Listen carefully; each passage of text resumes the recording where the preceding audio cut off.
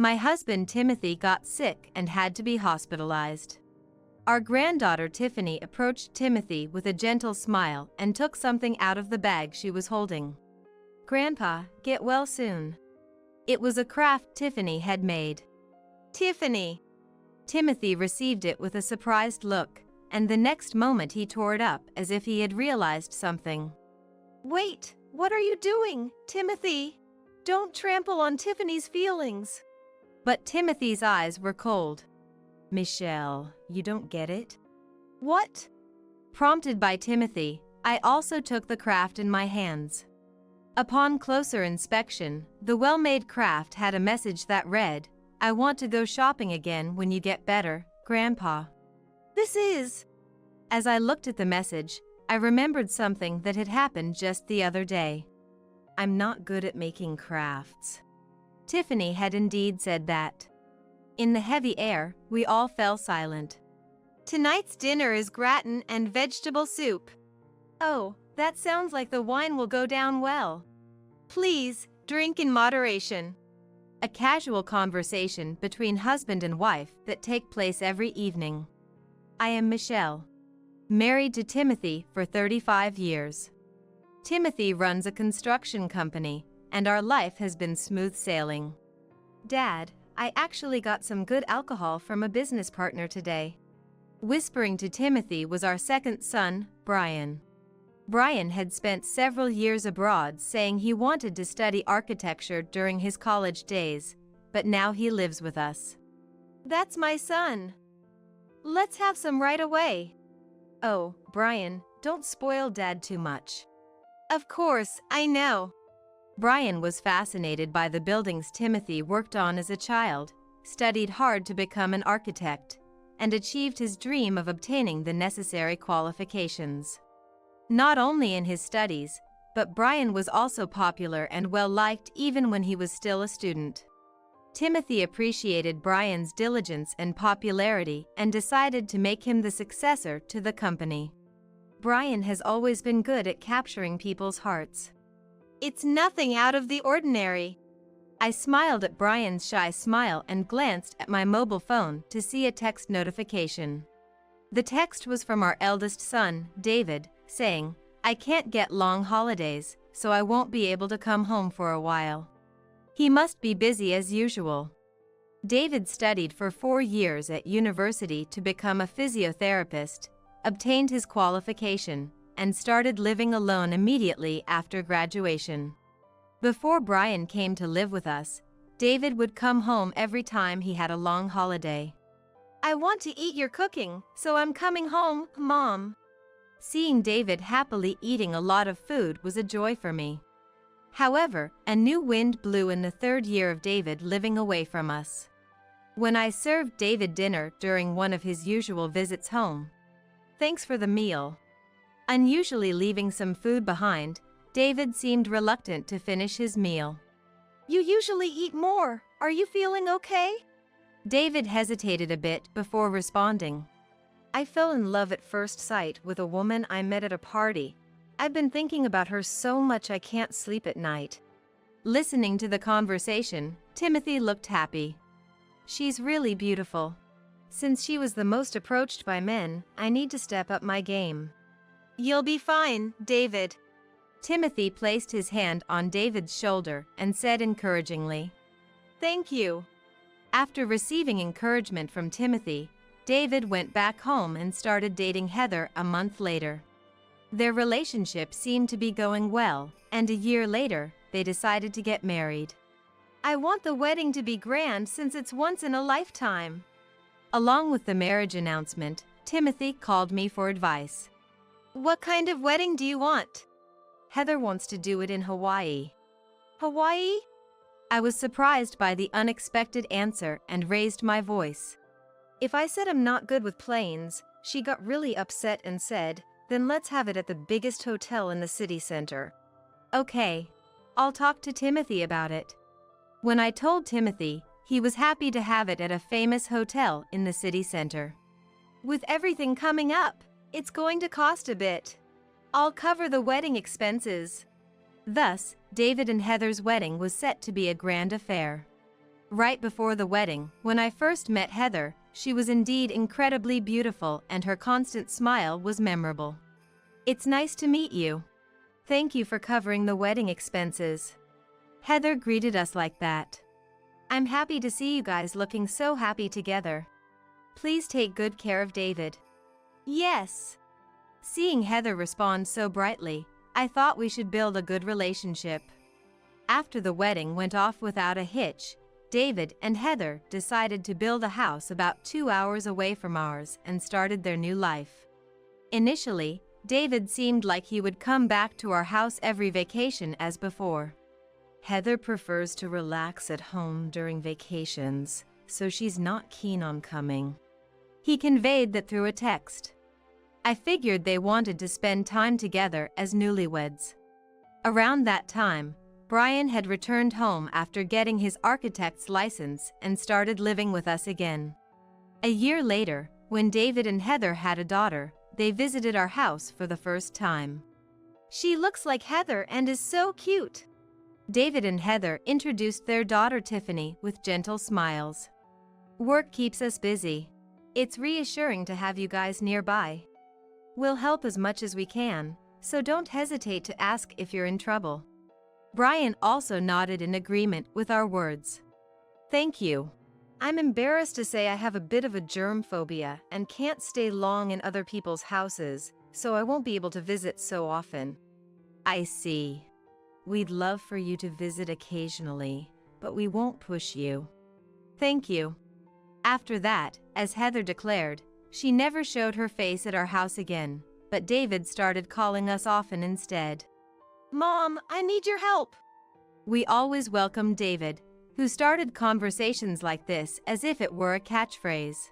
We didn't interfere with their parenting, but we understood that David and Heather were busy, and spending time with Tiffany became our joy.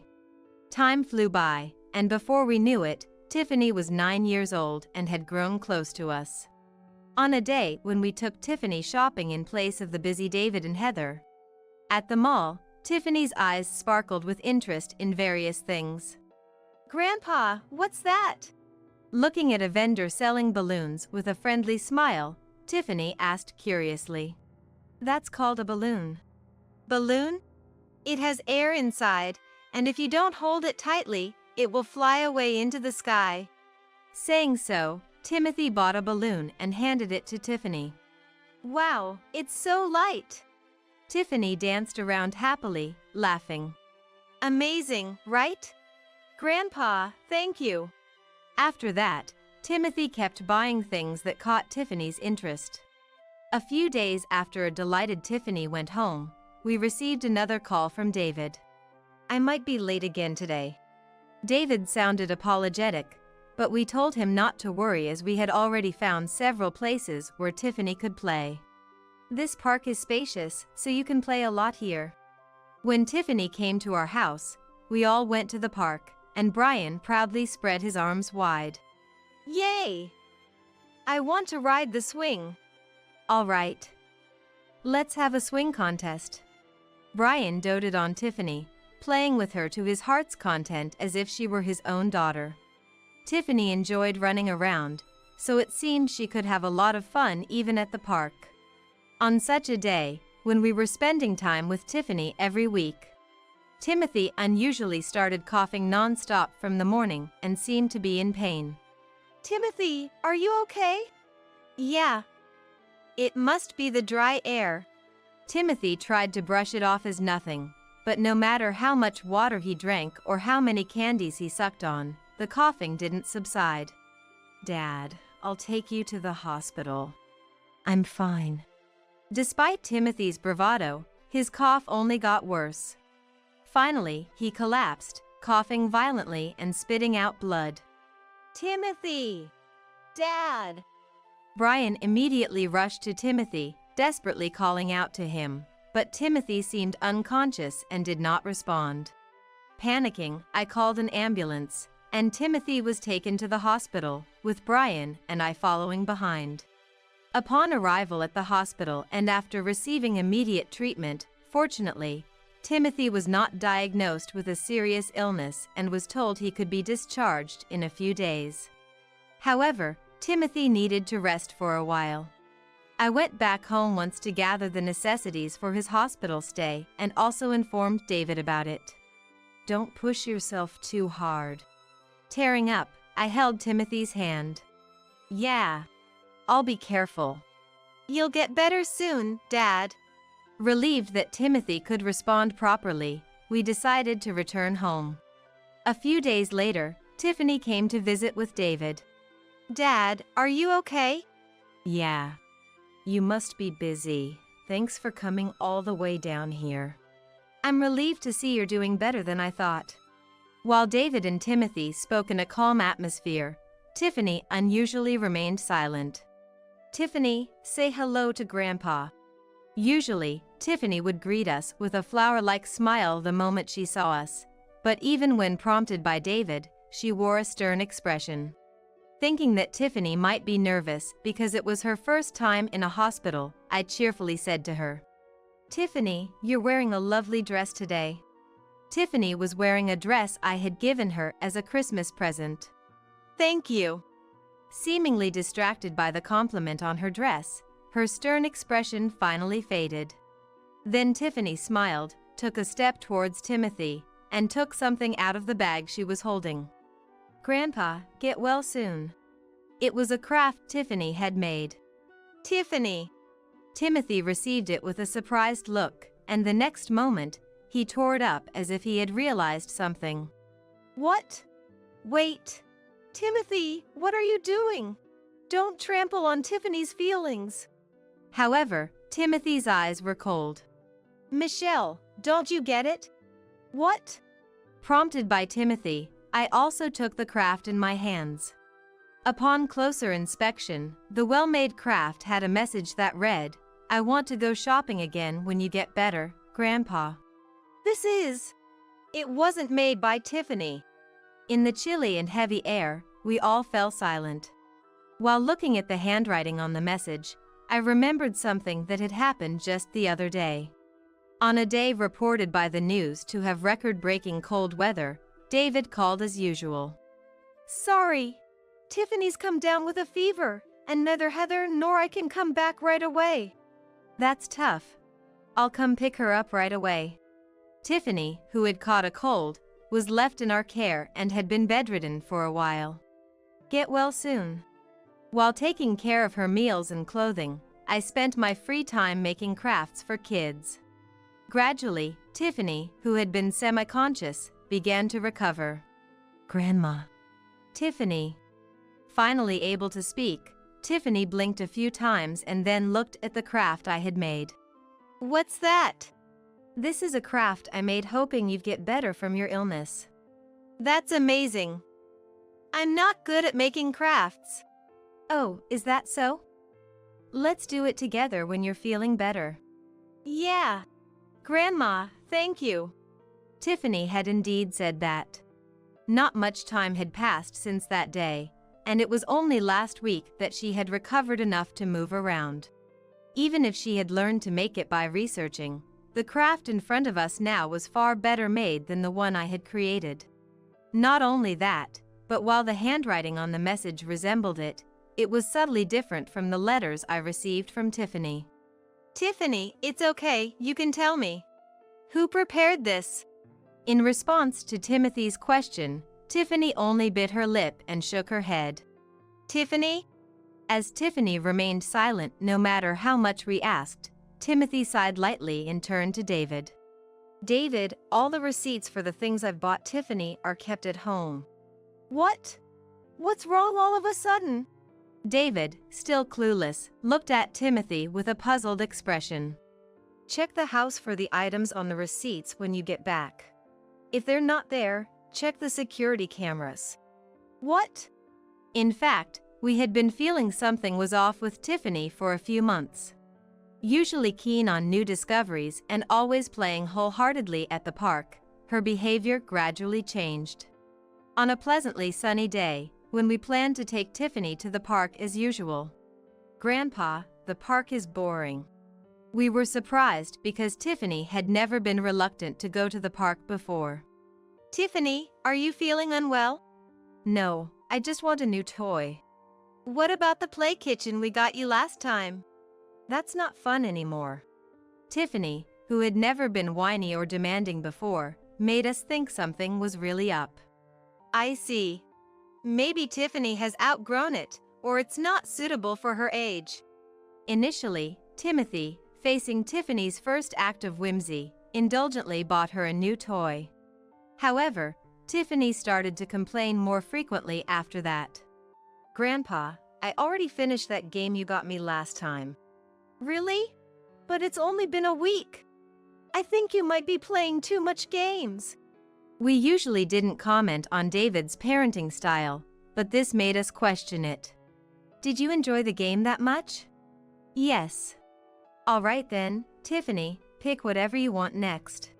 Timothy, indulgent with Tiffany, bought her a new game even then. However, the games Tiffany chose were often not age-appropriate or were limited edition and highly valued. "Tiffany, how was the game from last time?" With a stern face, Tiffany slowly shook her head. "What's wrong? This isn't like you, Tiffany. I want that one next." "What?"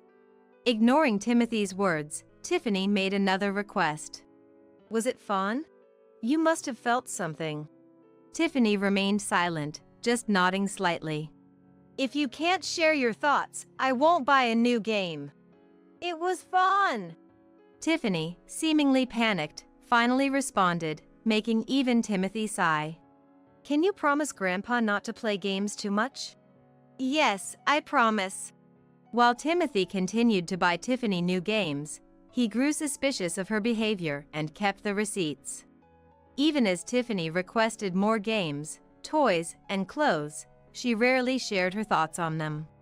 Timothy, not wanting to see Tiffany sad but also not wanting to spoil her, gradually reduced the frequency of his purchases. Afterwards, I handed David a stack of receipts, leading to an unexpectedly shocking revelation. "Dad, Mom, I've never seen any of these items."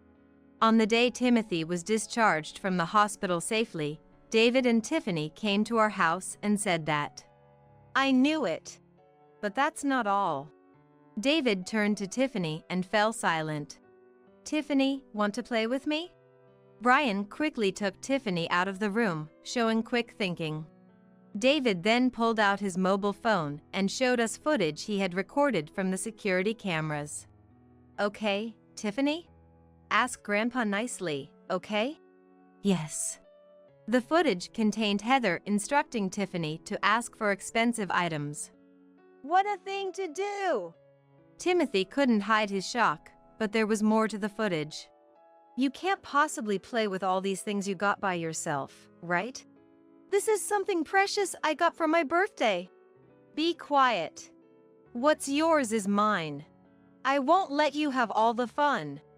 The footage recorded Heather taking away things bought for Tiffany, yelling at a confused Tiffany. "You should be grateful I'm taking care of you," she said as she forcefully took away clothes Tiffany had. "I didn't get anything today." "What? Because of you, I can't have fun." "I'm sorry." "You're not eating tonight."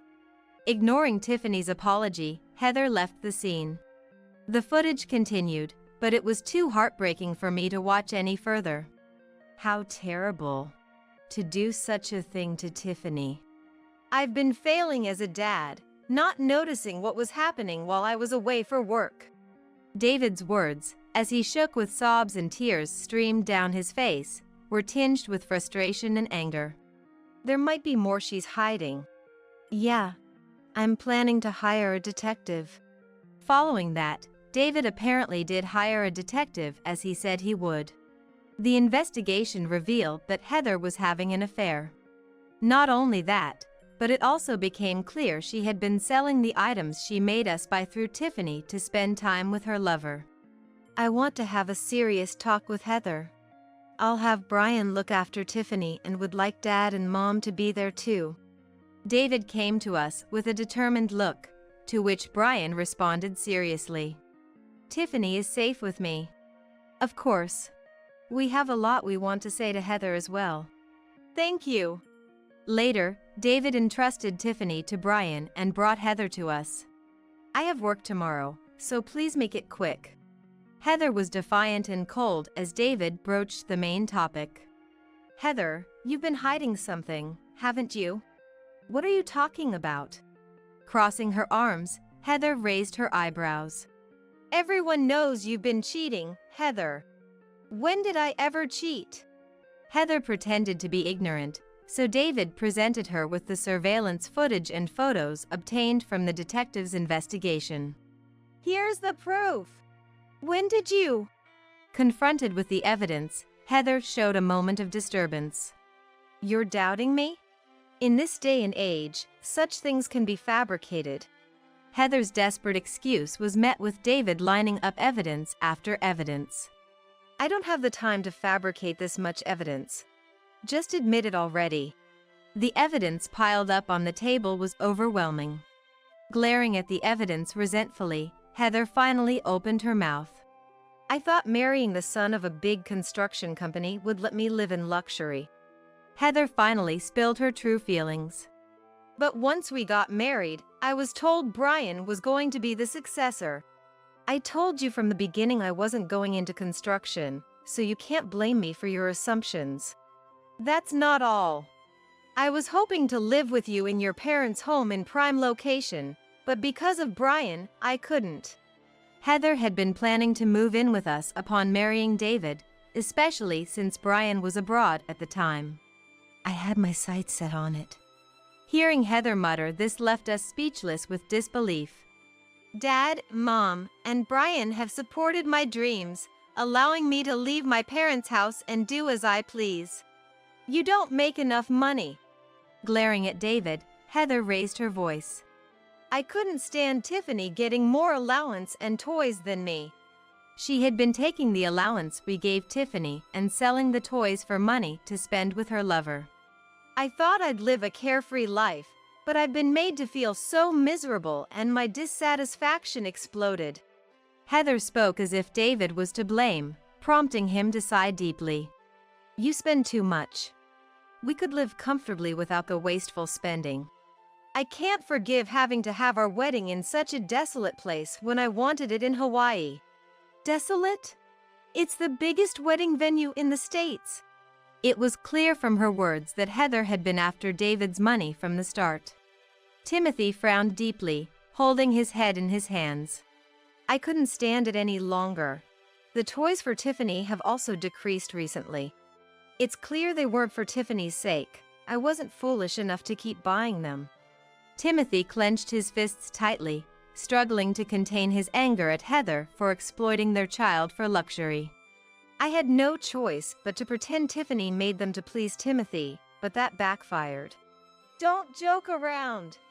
Dad isn't here to provide money for you. David stood up, anger evident in his demeanor as he faced Heather. What you did is purely selfish. Heather appeared frightened by David's rare outburst. I can't take it anymore. I'm going to divorce you. Seeing David's intensity, I instinctively spoke up, realizing things were getting out of hand. What Heather did is inexcusable. Exactly. Although I understand how you feel, David. I urged David to sit down before continuing. Even if Heather's ties with us are cut, she is still Tiffany's mom. I spoke to Heather in a lecturing tone. Despite being scolded and having things taken from her, Tiffany never mentioned Heather's name. It must have been hard. Heather seemed to take my words to heart, as if waking up from a trance after hearing David's shouting. Think about Tiffany's feelings. Yes. I imagine Tiffany must have felt lonely, seeing Heather preoccupied with her own interests. Heather's strong demands and Tiffany's desperation for acknowledgement might have led to the escalation of her behavior. I chose not to express this directly, hoping Heather would come to realize it on her own. However, seeing Heather's sincere reaction made me decide to share something I had been hesitant to say. Also, Heather, and you too, David. There's something I want to tell you both. What is it? About the craft. I knew right away it wasn't Tiffany's work. I wouldn't have known. I'm sorry. Scratching his head, David apologized. In fact, we often received letters from Tiffany. I spread out the letters from Tiffany we had collected on the table. When I grow up, I want to marry Grandpa. One of the letters caught my eye. I want to ride a balloon and play in the sky. Tiffany's letters conveyed her loneliness due to her parents' frequent absence. Tiffany, I'm sorry. I got too caught up in work. I'm truly sorry. As if Tiffany were present, both expressed their heartfelt apologies, and I felt they would surely make amends. After our talk, Heather left our house much subdued compared to when she arrived. A few weeks later, David and Heather's divorce was finalized. However, we didn't seek any settlement from Heather, stipulating only that she be a good mom to Tiffany. Heather complained about the low salary, but it seems she finally found a job. A month after separating from Heather, David shared this news. Heather had quit her previous job post-divorce. Having not worked properly since the marriage, Heather had been repeatedly rejected in interviews.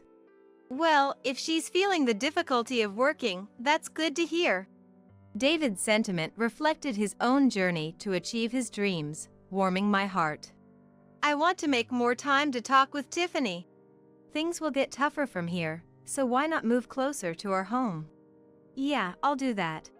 David quickly found a place near our home and moved in. After the move, we received a letter from Heather. I struggle to learn my job and get scolded every day. But I won't give up on being a good mom. She's having a tough time. That's what being an adult is all about. Timothy's words conveyed support and expectations for Heather. Once I save up, I want to buy toys for Tiffany. The letter ended with Heather's firm resolve. I hope she works hard and has a change of heart. With my words, Timothy nodded firmly. Since the move, Tiffany has been visiting our home more often. The reduced travel time made it easier for us to support David and Tiffany, who appeared to have a more stable life. However, Tiffany sometimes looked lonely, which worried me. It's inevitable, but Tiffany must be feeling the absence of her mom. While watching Tiffany play with Timothy and Brian, I shared my thoughts with David. Yeah. She sometimes talks about mom in her sleep. Honestly, I feel guilty. We'll continue to support you, so just let us know what you need. David smiled. Mom, thank you. Please stay healthy. Though unspoken, I hoped that one day, a reformed Heather would come to visit Tiffany.